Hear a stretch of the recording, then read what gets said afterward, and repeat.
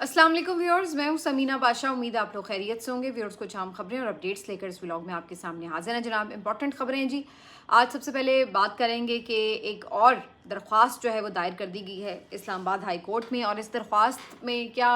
इस्तदा की गई है, किसकी जानिब से की गई है। क्योंकि बज़ाहिर इस वक्त इस्लामाबाद हाई कोर्ट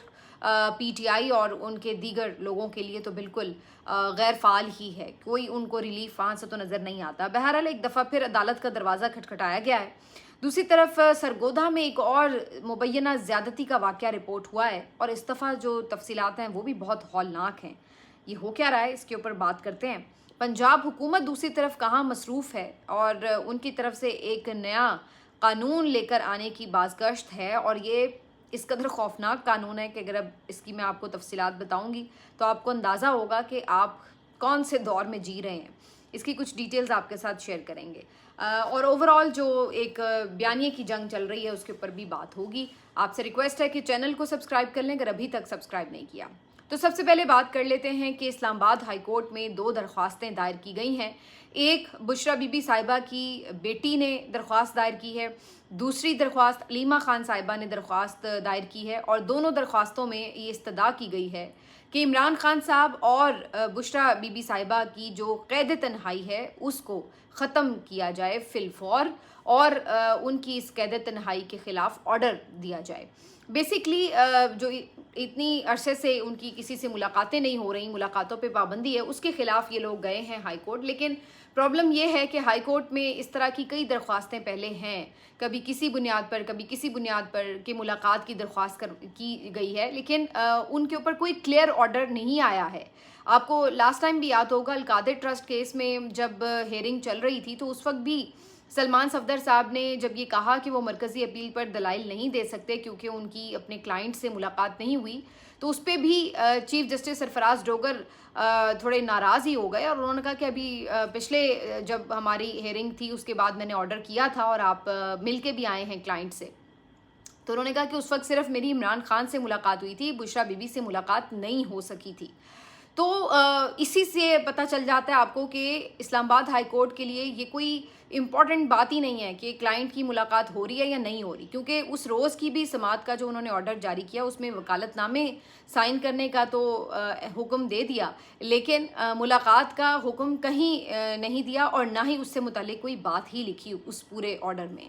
तो ये और इस तरह की कई और मिसालें मौजूद हैं, दरख्वास्तें भी हैं कि भाई मुलाकातें बहाल की जाएं। कोई सुहेल आफरीदी साहब ने अलहदा दरख्वास्त डाली हुई है, बहनों और फैमिली की तरफ से अलहदा दरख्वास्तें हैं, वकला की तरफ से अलहदा दरख्वास्तें हैं, लेकिन बहरहाल नज़र यही आ रहा है कि किसी की कोई दरख्वास्त जो है वो सुनी मानी नहीं जा रही। अब दो नई दरख्वास्तें दायर कर दी गई हैं, इनका भी अंजाम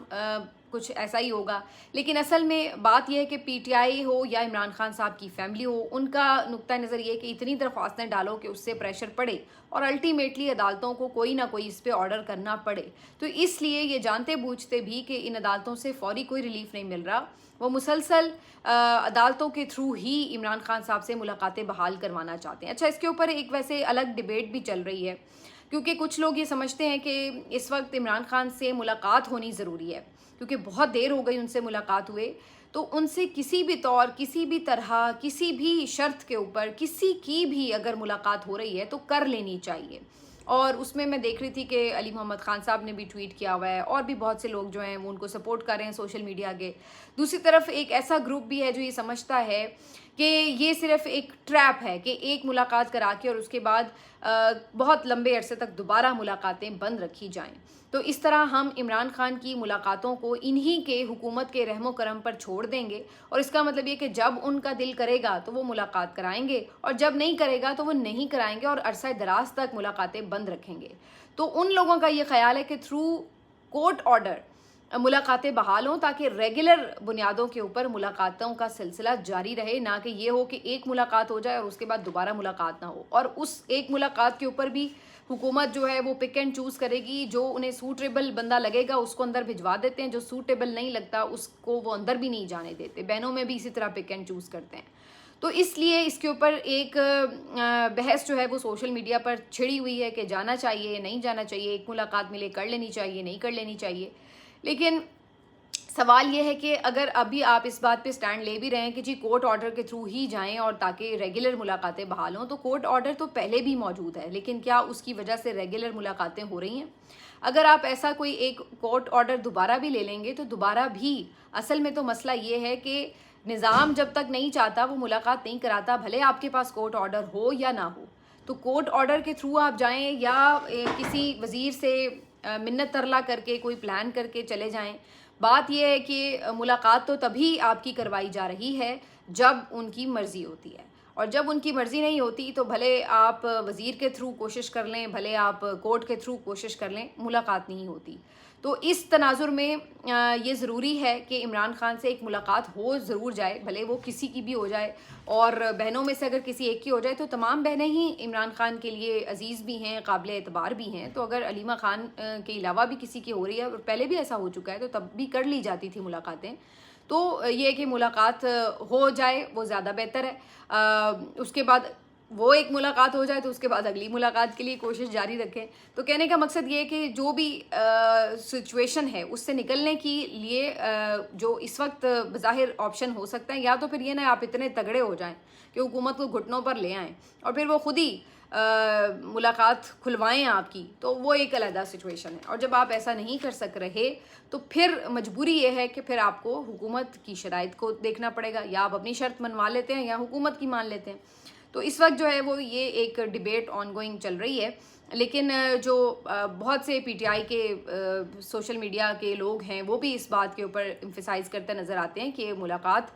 ہونی چاہیے تاکہ کم از کم عمران خان کی خیریت معلوم ہو، ان کی ویل بینگ پتہ چلے، ان کا کوئی میسج اندر آئے، اور ہو سکتا ہے اس ساری سچویشن سے نکلنے کا کوئی حل وہ خود ہی اندر سے تجویز کر لیں کہ ہاں بھائی اس طرح ملاقات ہو تو نہیں کرنی اور اس طرح ملاقات ہو تو کرنی ہے۔ تو وہ ہو سکتا ہے خود ہی اس بارے میں کوئی فیصلہ آپ کو بتا دے، تو ایک دفعہ کوئی جائے تو صحیح پہلے۔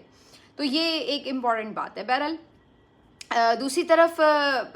یہ جو بات ہو رہی ہے کہ جناب یہ حکومت کیا سوچ رہی ہے اور کیا ان کے اوپر کوئی پریشر ہے، پریشر تو ہمیں نظر نہیں آتا، بلکہ آپ دیکھیے کہ اگر پریشر ہو تو پھر یہ مطلب عوام کا کوئی پریشر نہیں ہے۔ اسی وجہ سے آپ دیکھتے ہیں کہ یہ اپنی منمانی کی چیزیں کرتے ہیں۔ ابھی انہوں نے جو پیٹرول کی مصنوعات کی قیمتیں برقرار رکھی ہیں، تو یہ بھی ایک ظالمانہ فیصلہ ہے، کیونکہ عوام کو ریلیف ملنا چاہیے تھا جو کہ نہیں دیا گیا، اور پریشر لیا گیا کن کا؟ پریشر لیا گیا پیٹرولیم کی کمپنیز کا، ان کو فائدہ پہنچایا گیا۔ اب یہ خبر سامنے آ رہی ہے کہ جناب ایک پنجاب حکومت نیا لاء لے کے آ رہی ہے۔ ابھی آپ نے چند دن پہلے سنا کہ آئی ٹی منسٹر نے جو ایک کارنامہ کیا تھا شہزہ فاطمہ صاحبہ نے کہ جناب کسی بھی پرائیویٹ پراپرٹی کے اندر بھی جا کے ٹاور لگا سکتی ہے کوئی بھی ٹیلی کام کمپنی، اور اگر ایسا نہیں کرنے دیا جاتا تو الٹا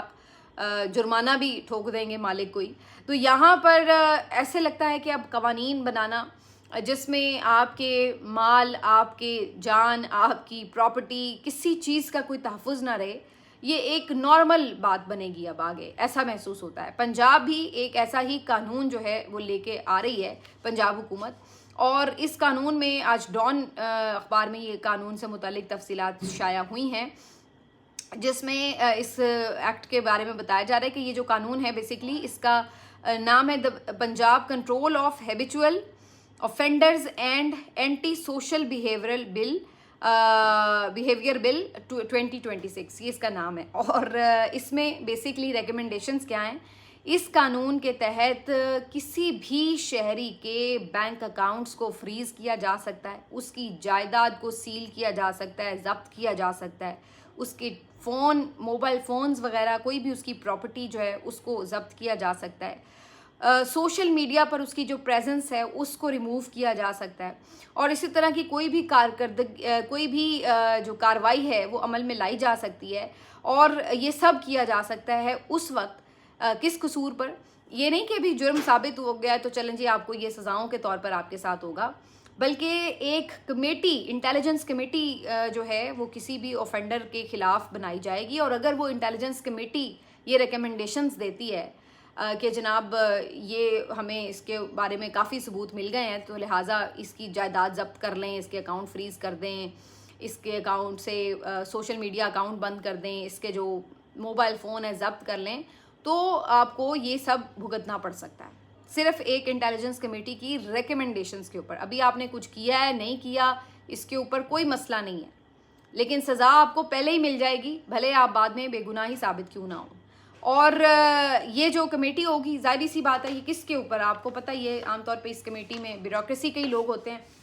तो ब्यूरोक्रेसी किस तरह से आजकल अमल दरामद कर रही है चीज़ों के ऊपर वो मुझे बताने की ज़रूरत नहीं है, आपको अच्छी तरह से पता है कि एक गुंडा राज जो है वो चल रहा है। तो उसकी बुनियाद पर कोई सियासी मुखालिफ आपको बुरा लग रहा है, उसकी बुनियाद पर कोई सहाफ़ी आपको बुरा लग रहा है, उसकी बुनियाद पर कोई भी ऐसा आम शहरी पंजाब का जो कि आपको लगता है कि वो आपके ऊपर तनकीद कर रहा है या कोई आवाज़ उठा रहा है किसी जुल्म के ख़िलाफ़, किसी को भी आप उसके रगड़े में ला सकते हैं और बड़े आसानी के साथ आपके अपने ही लोगों पे मुश्तमिल कोई कमेटी जो है वो उसके ख़िलाफ़ रिकमेंडेशंस दे देगी और जनाब उसको आप घुटनों पर ले आएँ। तो ये इस तरह के ड्रैकोनियंस जो लॉज हैं ये इन लोगों की मेंटालिटी को साबित करते हैं